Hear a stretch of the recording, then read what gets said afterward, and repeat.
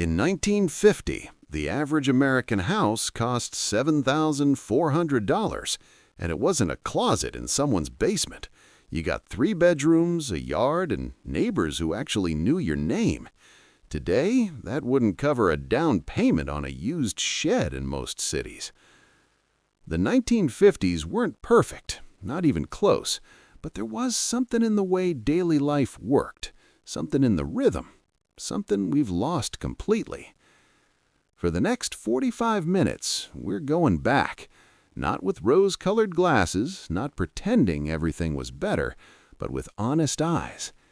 This is over 100 things about life in 1950s America that you either forgot or never knew existed. This is American Recall. Let's rewind. Housing and money. In 1950, the average American house cost about $7,400. That's the equivalent of about $93,000 today.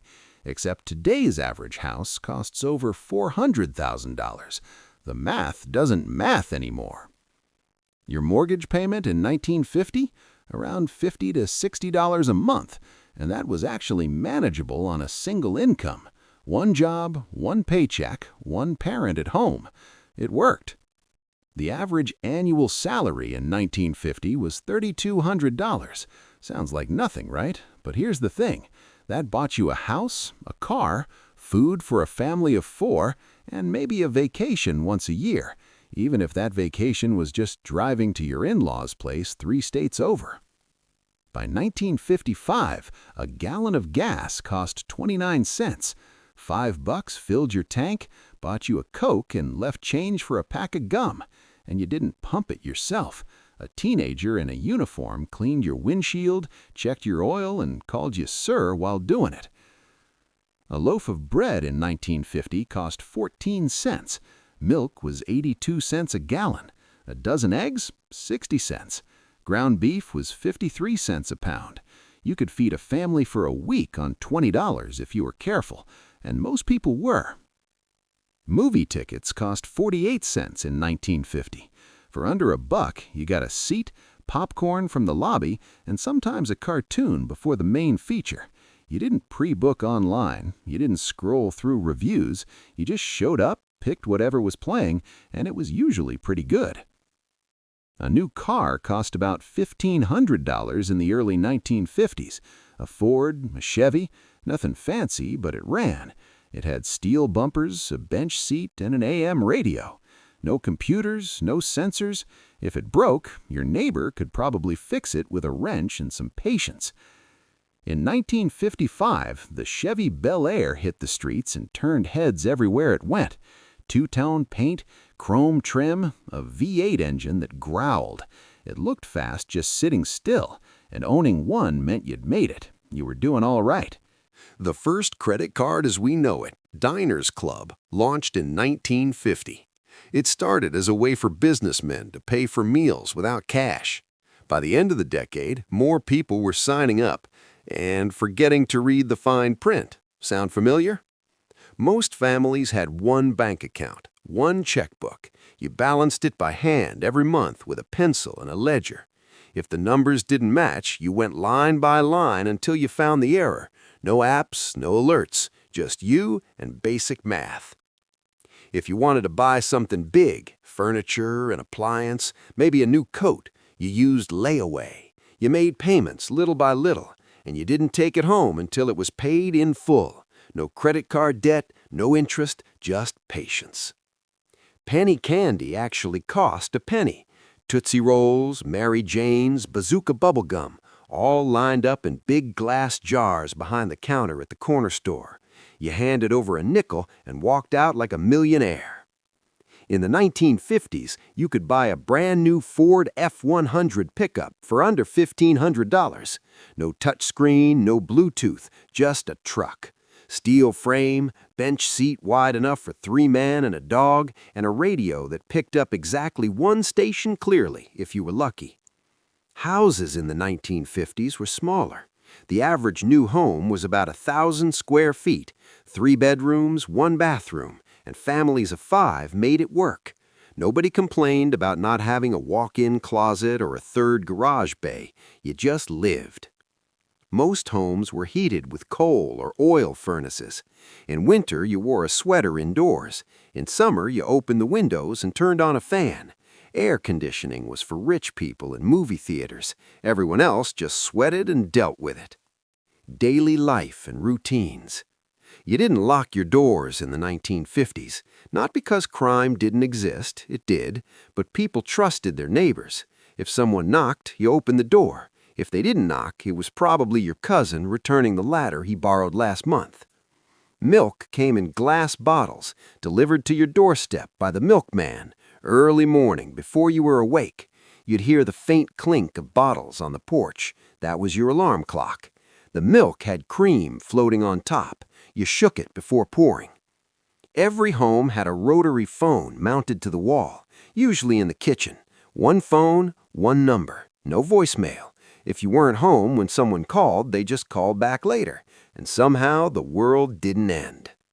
Long-distance phone calls were expensive, a big deal. You didn't just call Aunt Linda in California to chat. You called on her birthday, maybe Christmas. You kept it short, and you didn't call after 9 p.m. unless someone died. If you messed up while dialing a rotary phone, you had to start over, all 10 digits. There was no redial button, just frustration and the slow, mechanical click, click, click as the dial spun back. Many neighborhoods had party lines. Multiple families shared the same phone line. If you picked up and heard your neighbor already talking, you hung up and waited your turn. Privacy was optional. Sunday dinner wasn't optional. The whole family showed up. Grandparents, cousins, the loud uncle who told the same stories every single week. Pot roast, mashed potatoes, rolls, and a Jell-O mold nobody liked, but everyone took a scoop of anyway. It wasn't about the food, it was about being there. Jell-O salads were everywhere in the 1950s. Lime Jell-O with cottage cheese, Jell-O with fruit suspended mid-air like it defied physics, maybe some shredded carrots for texture. Nobody actually liked it, but everyone ate it because it was polite and weird. If your mom needed bread and she didn't check an app, she sent you to the store, on foot, with $1. The corner grocery store was small, locally owned, and the clerk knew your name. You handed over the $1, got bread, milk, and change back, real silver quarters. Grocery stores didn't have 47 brands of ketchup. They had one, maybe two, and that was fine. You bought Heinz or you bought the store brand. Decision made, you moved on. The checkout process was slow. Every item was rung up by hand on a mechanical cash register. The clerk punched keys. The drawer popped open with a loud ching. She made change from memory, counting it back into your hand. No scanners, no self-checkout. Shopping carts were metal and wobbly. The wheels never went straight. You fought with them the entire trip. And somehow, that was just part of the experience. At home, you didn't have a dishwasher. Dishes were washed by hand in the sink. Mom washed, kids dried. If you complained, you got extra chores, so you kept your mouth shut and dried faster. Laundry day was an event, usually Monday or Tuesday. You filled the washing machine manually with hot water from a hose, added soap, let it agitate for 10 minutes. Then you fed each piece through a wringer, 2 rollers that squeezed out the water, and sometimes your fingers if you weren't careful. Clothes were hung outside to dry on a clothesline, sheets flapping in the wind, shirts pinned with wooden clothespins. The whole backyard looked like a ship under full sail. No dryer, just sun, wind, and time. If it rained on laundry day, you were out of luck. Everything got hung up inside. The house smelled like damp wool and detergent for 2 days. Ironing was a weekly task, a big one. Dress shirts for Dad, school clothes for the kids, everything got pressed. The iron was heavy, cast iron, heated on the stove or plugged into the wall. You didn't half-ass it. Wrinkles were unacceptable. You didn't throw things out, you fixed them. Toasters got new heating elements, radios got new tubes, shoes went to the cobbler for new soles. If something broke, you repaired it. There was pride in keeping things running. Most kitchens had a junk drawer, screws, rubber bands, twist ties, batteries that may or may not be dead, a manual can opener, and at least 3 pens that didn't work. Some things never change. Families ate together, breakfast, dinner, sometimes lunch on weekends. At the table, no TV on, no phones, just food and conversation. Dad asked about school, Mom passed the potatoes, the dog waited under the table for scraps. Dinner was at 6 p.m., not 6:15, not whenever, 6 o'clock. Dad came home from work, dinner was on the table, you sat down, you ate. If you were late, you missed it.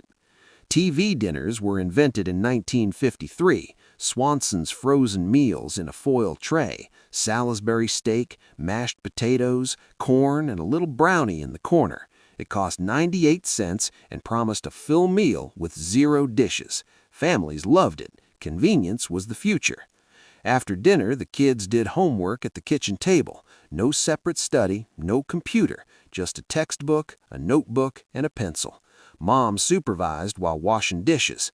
Bedtime for kids was non-negotiable. 8 p.m. on school nights, maybe 8:30 if you begged. No discussion, no bargaining. You went to bed when you were told.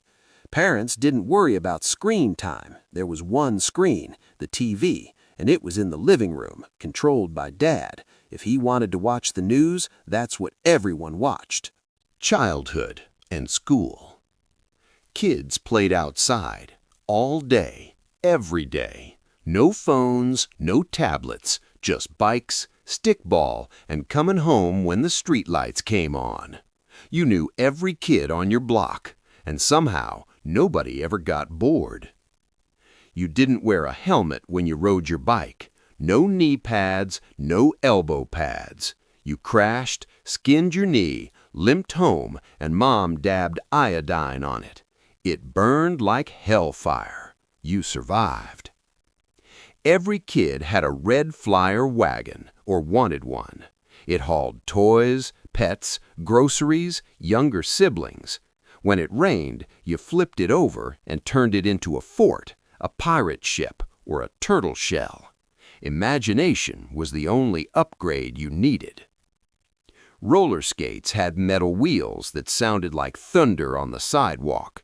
You tightened them with a skate key that hung on a string around your neck. If the toe clip broke mid-skate, you walked home barefoot with bloody socks and a smile. Kids walked to school, alone, in groups, but without parents. 10 blocks wasn't unusual. You left at 8 a.m., walked with friends, and got there at 8:15. No car line, no drop-off zone, just kids and sidewalks.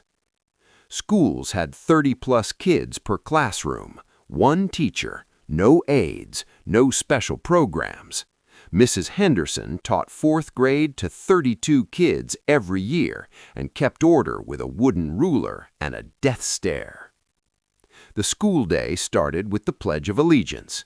Everyone stood, hand over heart, every single morning. Nobody questioned it.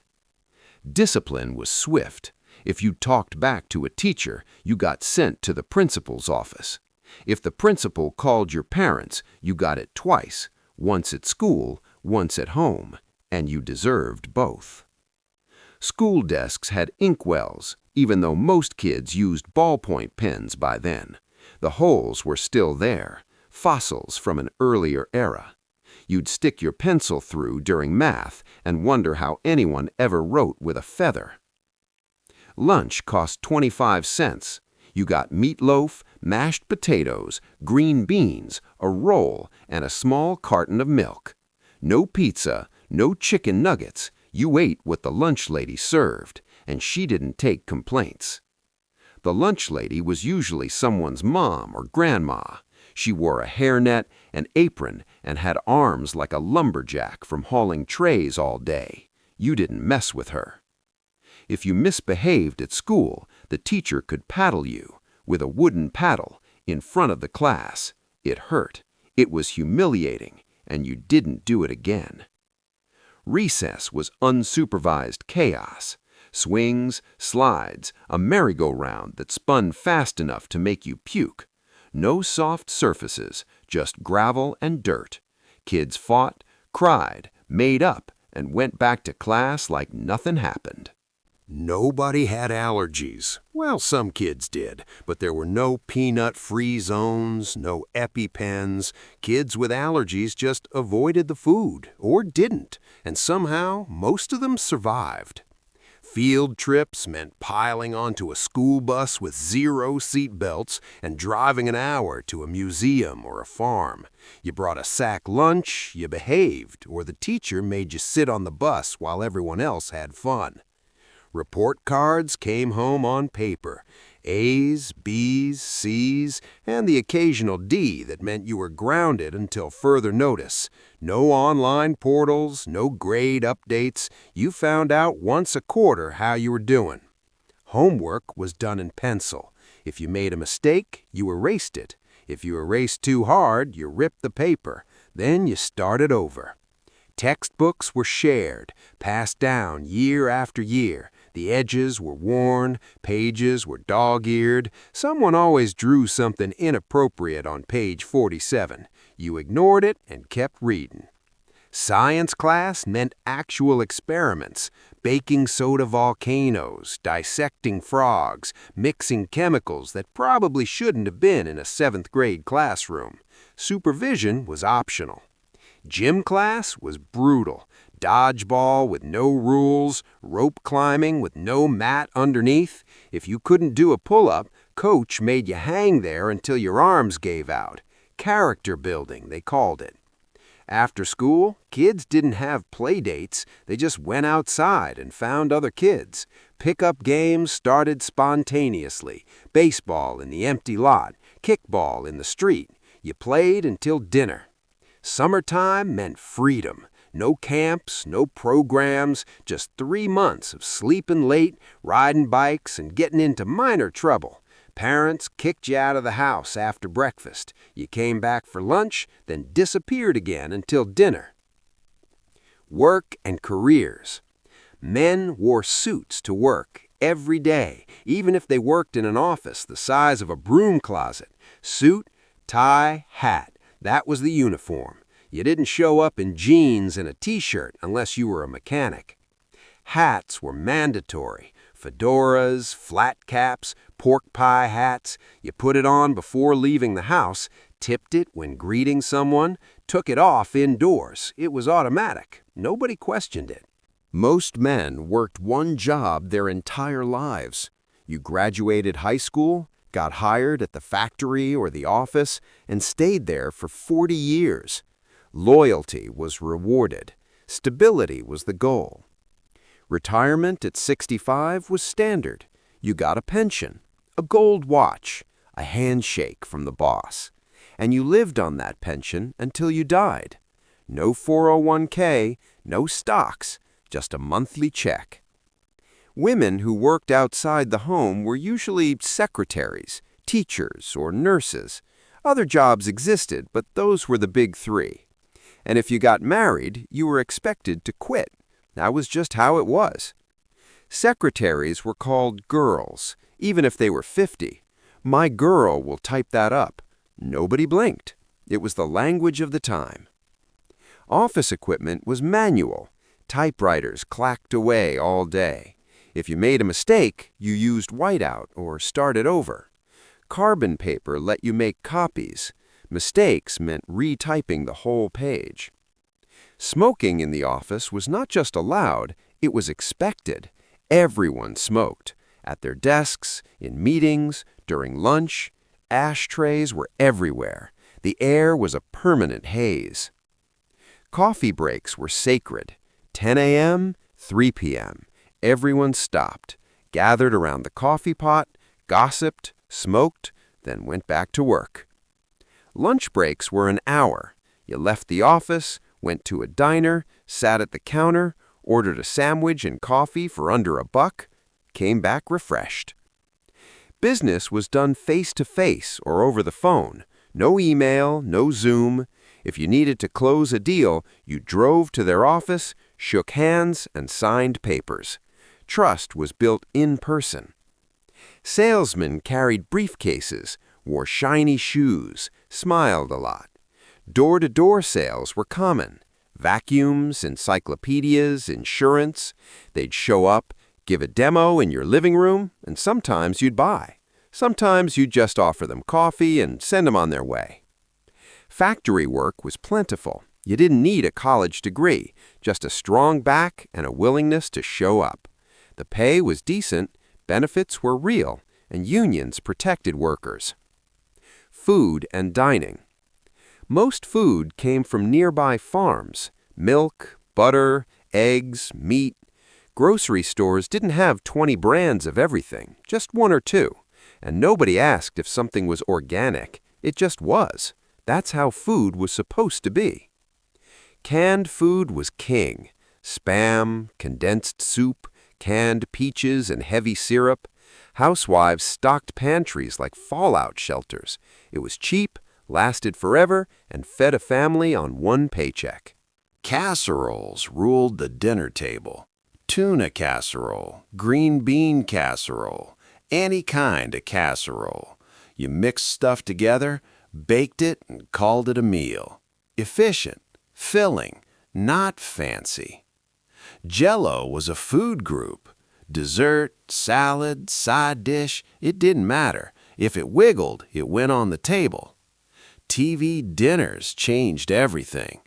Pop it in the oven, wait 25 minutes, dinner's ready. No pots, no pans, just a foil tray and a fork.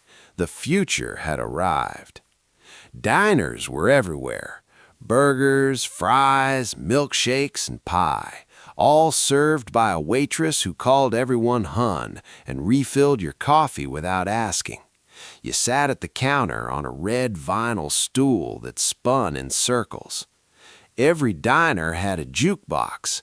Drop in a dime, pick a song, Chuck Berry, Patsy Cline, Buddy Holly. The music crackled through the speakers. Suddenly, the whole place felt alive.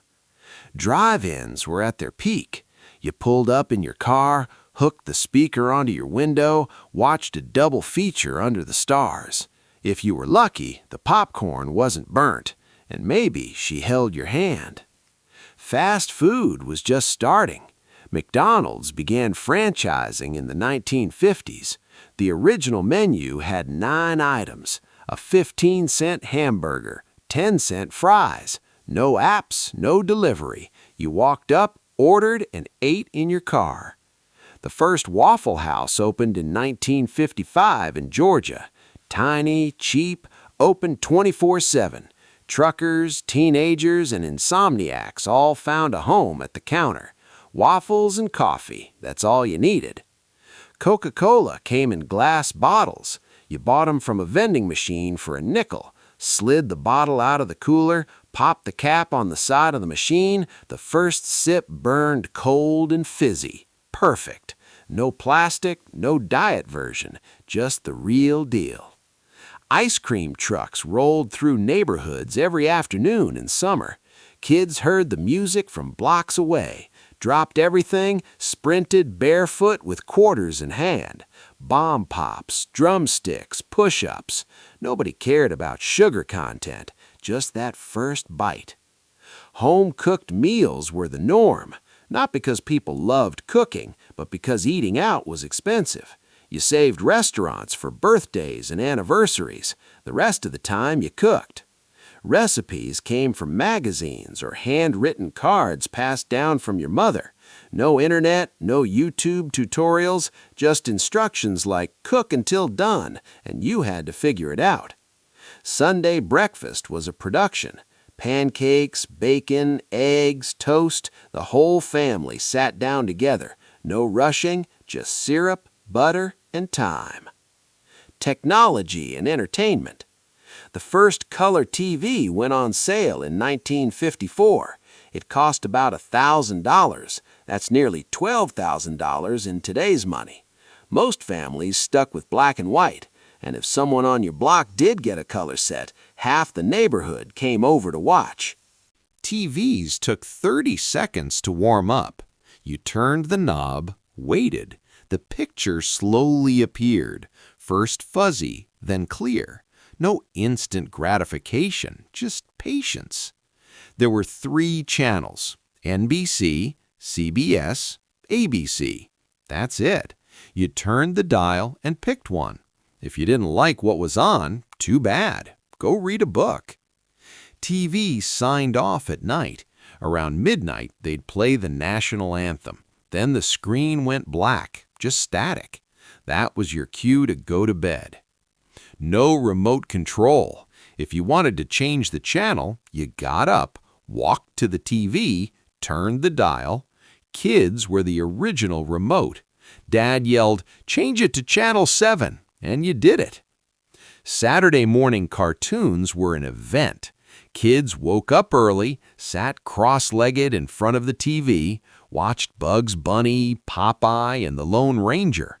Commercials sold sugar smacks and toy 6-shooters. Parents slept in. Radio was still huge. Families gathered around to listen to shows, comedies, dramas, news. The pictures were better on radio, people said, because you imagined everything. Drive-in movies were date night. You parked, hooked the speaker on your window, shared popcorn, fogged up the windows. The movie was secondary. Records played on turntables, 45s for singles, LPs for albums. You placed the needle carefully. If it skipped, you got up and nudged it. Music was a physical experience. Jukeboxes were in every diner. A dime got you 3 songs. You flipped through the selections, made your choice, watched the mechanical arm grab the record and drop it on the spindle. Magic! The interstate highway system didn't exist until 1956. Before that, road trips were an adventure. Paper maps, 2-lane roads, motels with neon signs. If your car broke down in the middle of nowhere, you hoped someone stopped to help. Cars didn't have seat belts, not standard. You just got in and drove. Kids sat in the back, unsecured, stood up, leaned out windows, and somehow most survived. Gas stations were full service. You pulled up, a guy came out, fill her up. He pumped the gas, checked the oil, washed the windshield. You tipped him a quarter. In 1952, the first barcode patent was granted. It looked like a bullseye. Nobody had scanners yet. It would take another 20 years before it changed grocery shopping forever. Typewriters were in every office and many homes. The keys clacked, the bell dinged at the end of each line. You slammed the carriage return. If you made a mistake, you started over or used whiteout. Film used cameras. You had 24 or 36 shots per roll. You took the picture, hoped it turned out, didn't know until you got the film developed a week later. Every photo mattered. Polaroid cameras were revolutionary. Instant photos. You took the shot, waited 60 seconds, watched the image appear. It was like magic and expensive. Film cost a fortune.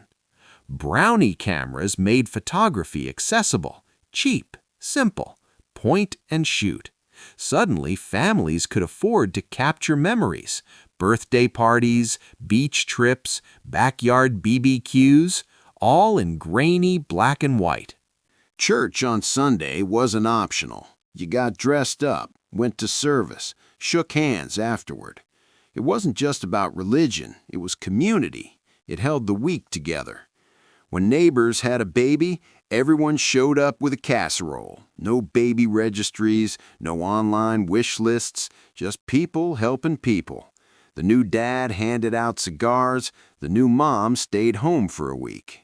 If someone got sick, the neighborhood rallied. Meals appeared on the doorstep, someone mowed your lawn, someone else watched your kids. You didn't ask, people just did it. Block parties were common. The whole street shut down, tables in the road, kids running wild, adults standing around with drinks, talking about nothing important, just being together. Barber shops were where men gathered, not just for haircuts, for conversation, politics, sports, life. The barber knew everyone's business and kept most of it to himself. Hardware stores were community hubs. You didn't just buy a wrench, you talked to the owner, asked advice. He knew your name, knew your house, knew what you needed before you did. Local newspapers mattered. Everyone read them, front to back. Obituaries, classifieds, high school sports scores. That's how you knew what was happening in your town. If you needed help, you asked your neighbor, not Google, not a contractor, your neighbor, and he helped because next month you'd help him. People stayed in one place. You didn't move every 5 years. You bought a house and lived there for decades. Your kids grew up with the same kids. Stability bred connection. The 1950s weren't perfect. Segregation was real. Women had limited opportunities. Conformity was enforced. But in the everyday rhythms of life, there was something we've lost. A sense of knowing and being known, of routines that grounded you, of communities that weren't just geographic but real. We can't go back, and maybe we shouldn't, but understanding how they lived, that's worth remembering. This is American Recall. Thanks for watching. See you next time. Fashion and appearance. Men didn't leave the house without a hat. Fedoras, flat caps, even pork pie hats. You tipped it to ladies, took it off indoors, lost it once and everyone noticed. Hats were identity. Women wore dresses everywhere, to the store, to church, to clean the house. Pants were for gardening or emergencies. Skirts and dresses were standard, and they weren't comfortable, but that's what you wore. Stockings had seams up the back, straight seams. If your seam was crooked, someone would tell you. Women checked each other's seams like checking your teeth for spinach. Girdles were torture devices disguised as undergarments. Every woman wore one. They squeezed everything in, made sitting uncomfortable, made breathing questionable, but they gave you that perfect silhouette everyone wanted. High heels were everyday shoes, not just for special occasions. Women wore heels to the grocery store, to PTA meetings, to chase after toddlers. Comfort was secondary to looking put together. Men's shoes were leather, polished. You shined them every Sunday night. Scuffed shoes meant you didn't care, and people noticed. Your shoes said everything about you. Suits were standard for work, even in summer, even in heat. You sweated through your shirt, but you wore the suit. No casual Fridays, no business casual. Just suits, ties, and professionalism. Women's fashion was restrictive but elegant. Full skirts, cinched waists, Peter Pan collars. Everything had structure. You didn't just throw on jeans and a t-shirt. Getting dressed took time. Poodle skirts were everywhere in the mid-50s. Felt skirts with appliques, usually a poodle, sometimes a record or a telephone. Teenage girls paired them with saddle shoes and bobby socks. It was the uniform of youth. Leather jackets meant you were a rebel. Greasers wore them. Tough guys, the kids your parents warned you about. Slick back hair, cigarette pack rolled in the sleeve. James Dean made it iconic. Blue jeans were work clothes, not fashion.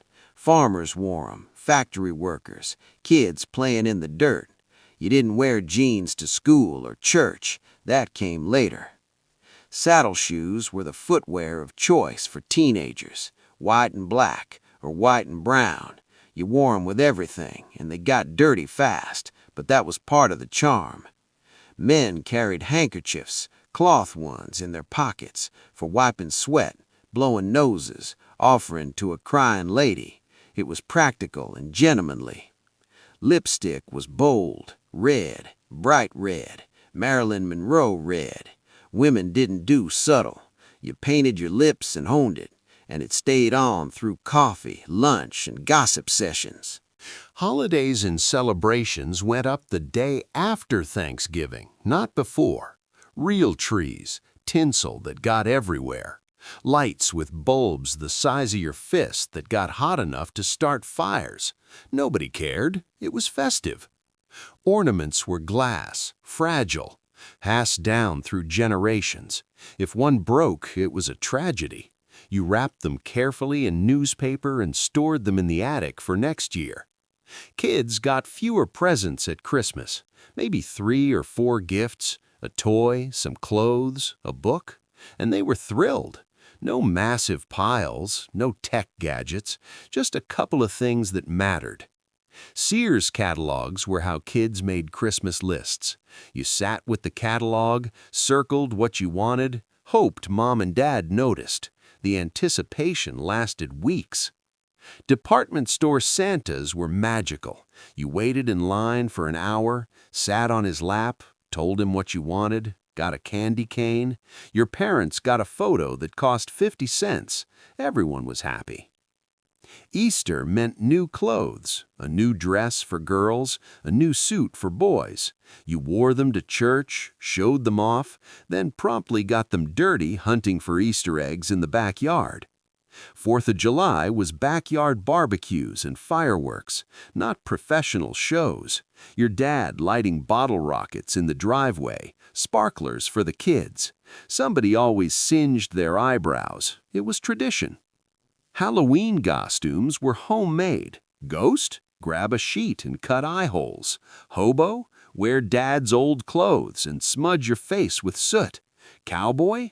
Bandana and a toy gun. Creativity over cost. Trick-or-treating was unsupervised. Kids roamed the neighborhood in packs. No parents, no flashlights, just pillowcases and the promise of candy. You stayed out until your bag was full or your legs gave out. Birthday parties were simple. Cake from a box mix, ice cream, pin the tail on the donkey, musical chairs. No bounce houses, no hired entertainers, just kids, sugar, and chaos. Weddings were smaller affairs, 50 to 100 guests, held at the church, reception in the basement with punch and cake. The bride wore white, the groom wore a suit. They drove off with tin cans tied to the bumper. Anniversaries were celebrated at home, a special dinner, maybe a card. If you made it to 25 years, the whole neighborhood threw you a party. That was a big deal. Transportation and travel was fancy. You dressed up, suit and tie, dress and gloves. Airlines served real meals on real plates with metal silverware. Legroom was generous. Nobody showed up in sweatpants. Stewardesses, that's what they were called, were glamorous. Perfectly coiffed hair, matching uniforms, white gloves. They smiled, served drinks, and made flying feel special. Tickets were expensive. A cross-country flight could cost the equivalent of $3,000 today, so most people didn't fly. They drove or took the train. Trains were still popular in the 1950s. You could take the Pullman from Chicago to Los Angeles, sleep in a berth, eat in the dining car, watch the country roll by. It took 3 days. Nobody was in a hurry. Gas stations were full service, not just the gas. The guy checked your oil, your tire pressure, washed your windshield. You tipped him a quarter and drove off feeling taken care of. Road trips required planning. Paper maps, AAA trip tips if you were fancy. No GPS. If you got lost, you stopped and asked for directions, and people actually helped. Motels had neon signs, vacancy in bright letters. You pulled in, paid cash, got a key. The room was small but clean. No Wi-Fi, no cable, just a bed and a bathroom. That's all you needed. Station wagons were family vehicles, wood paneling on the sides, bench seats, no seatbelts. Kids piled in the back. The very back faced backward. You waved at cars behind you until your arms got tired. The 1950s weren't perfect. Segregation was real and brutal. Women had limited opportunities and were expected to conform. LGBTQ people lived in fear. Conformity was enforced. Anyone who didn't fit the mold suffered. But in the everyday rhythms of ordinary life, for those who fit inside the lines, there was something we've lost. Not something to romanticize, but something to understand. A sense of knowing and being known, of routines that grounded you, of neighbors who were more than just people who lived next door, of communities that weren't just geographic but real. You didn't have 1,000 online friends, you had 5 real ones, and they knew your middle name, your favorite pie, the story about what happened at the lake in '52 that you never told anyone else. Life moved slower, but maybe that meant you noticed more. The way morning light hit the kitchen table, the sound of your kid laughing in the backyard, the taste of your wife's pot roast after a long day. We can't go back. We shouldn't want to. Progress is real. Civil rights, women's rights, technology that saves lives, all of that matters. But maybe we can learn something from the rhythms they knew, from the way they built communities, from the value they placed on being present, on showing up, on being there. In 1955, Bob Wilson went to work, came home, ate dinner with his family, and went to bed. He did it again the next day and the next, for decades. His life wasn't extraordinary, it wasn't remarkable, but it was his, and he knew it, felt it, lived it fully. That's worth remembering. This is American Recall. Thanks for watching. See you in the past.